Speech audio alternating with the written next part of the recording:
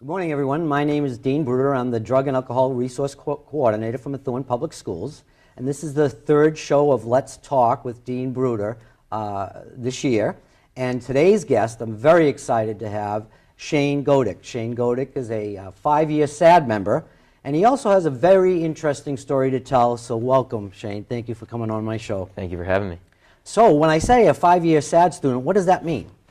So I joined SAD in the 8th grade at the Tenney Grammar School. That was the first year, I believe, that the program went on at my middle school. And then once I got to the high school, I joined the high school branch of the SAD program. So 5 years. Shane, when I said you're interesting, the theme of this show today is dispelling the myth that all kids in high school either drink alcohol at parties or they smoke marijuana. And your story is different. Tell me a little bit about your story coming here to Methuen High. Well, I never really was interested in going through the whole party scene thing. Growing up, I was, kind of the smart kid, that label. I was, the small nerdy kid who always freaked out about homework and, tried to do the right thing. So once I got to high school, I wanted to make a change and I became more social, but I did it in a way without putting myself in a situation where I was pressured to drink, pressured to do drugs. And I've just sort of lived my life being guided by the idea of, okay, there's a right thing to do, and in this situation there's a not right thing to do. And, trying to make the right decision that's led me to not put myself in a place where I'm even offered the chance to drink or offered the chance to do drugs, so I don't even have that external pressure. So you've made it clear to your friends, because there are friends that you probably had in 7th and 8th grade that have changed. Oh yeah, for sure. I mean, I even have friends now who, I'm sure do exactly the whole experimentation thing, but they know who I am as a person and they respect that about me, and that's the biggest thing, is that you don't always have to force your friends to do the exact same thing you do, because if that's not the life choice they want to make, that's not the life choice they want to make. But all my friends respect me enough to know that they know I'm not interested in doing that. They know I wouldn't say yes if they offered it to me, so they just sort of we hang out, we have fun together, and then if they have another group of friends that they do other stuff with, that's their prerogative. Shane, that's amazing to me, because when you hear about peer pressure, and obviously I deal with a lot of children who are already starting to use, already have had problems, already are on the other side of using drugs. And here you come along and you're saying, I'm comfortable in my own skin. I don't care. If you choose to use, I'm not going to be part of it. I'm not going to even put myself in that situation. Have you had any conflict with that at all? Have you ever run in, without naming anyone, have you ever run into a friend of yours that has kind of drifted off and you've worried about, or someone in your family? Have you ever had to deal with that issue? I mean, I've certainly had friends who I've sort of observed going down a path that isn't great. I mean, high school's a time, it's naive to say that kids don't experiment with drugs and alcohol. So it's pretty evident, when kids are doing it. And it doesn't always develop into an issue by any stretch of the mind, but I've certainly seen friends go down the path of, getting into stuff to a greater degree than they probably should. But yeah, it's just been, every day you wake up with the mindset of, I'm going to do what I want to do today, not what somebody else wants me to do. And what I want to do is, what I want to do. And that's to better your life and to better other people's life. Where do you think you got that from? Because a lot of parents think, they must have done something wrong if their child goes into drugs or alcohol. And your family played an important role in the way you perceived yourself.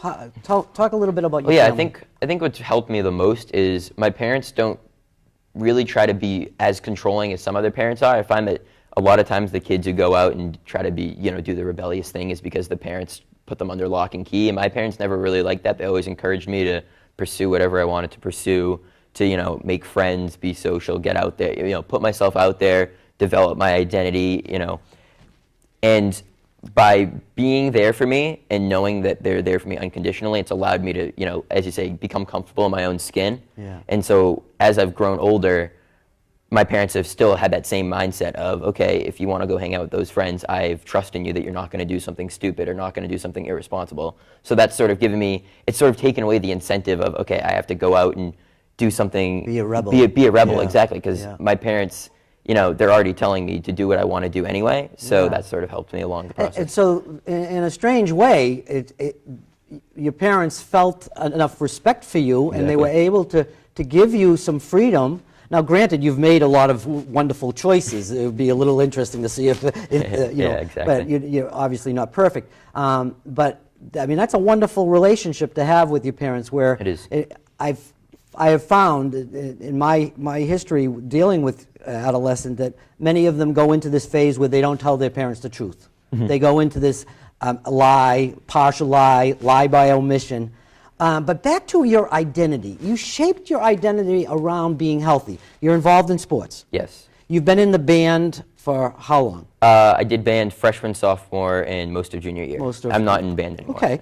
But you've been involved in the SAD program. You've been involved in a lot, school politics. Yeah, I'm class president. Class president. I mean, so you have really had a rich, experience-filled high school life. And now you're finding yourself, when you wake up on a March 13th morning, and Mr. Brouder asks you about how's college going, for the 100th time, people asking you how school's going. How is college going, Shane? It's going well.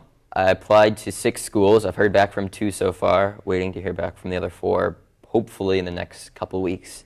I'm into Northeastern's Honors College, which is my #1 choice, and I'm into UMass Amherst's Honors College. So how ironic, Shane, to do a plug for SAD, that both Pashwa Kumbadi and Amanda Aziz, both, meaning they basically helped me run SAD for 4 years with Jackie Rubino.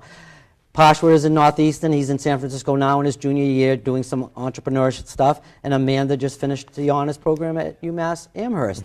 So you're following the SAD program into some of the finest universities, not only in our country, but in the world. How does that make you feel? Yeah, it feels great. And how about, you know, like people think, well, high school, you know, you're not getting paid to go to school. But we're not going to get into specifics because of this, you know, that's your personal business. But I'm certain that you'll get some financial aid, I hope. Yeah, I got a pretty decent scholarship from Northeastern. I have a really good offer from UMass Amherst. What's it called? Abigail Adams or John Adams scholarship. So that's free tuition to UMass Amherst. So that'll help. And then I'm hoping that the other 4 schools give me. Yeah. So talk about the other schools as well. I'm waiting to hear back on Harvard, Tufts, Boston University, and Georgetown. Yeah, so unbelievable. Those schools, any school that will pick you, Shane, will be very fortunate. Thank you. I want to thank you very much for coming on to our show. No problem. You know, we have people who have experienced a lot of pain and suffering. I'm sure you've had your ups and downs in your young life. Oh, yeah. But the fact is that you have dispelled the myth that you have to drink or you have to take drugs to be cool or to be with the group. You've chosen your friends carefully. You've made your decisions very carefully. You've been a proud member of SAD, and I wish we could have utilized you more often, but you're involved in so much, we don't want to be in a monopoly. But Shane, you know, your parents must be very proud. I know Methuen Public Schools is very proud to have someone come, and I hope you come back wherever you go next year and come by and visit. And I want to thank you so much for coming on the show today. Thank you. Thank you very much. And today's show with Shane is the 3rd show. Next week we are going to be interviewing John Crocker. He's the Methuen High School head of guidance, and Patty Como. She's one of the 3 nurses. That's it from Dean Brouder from Methuen Public Schools. Let's talk. And I'm signing out and see you soon.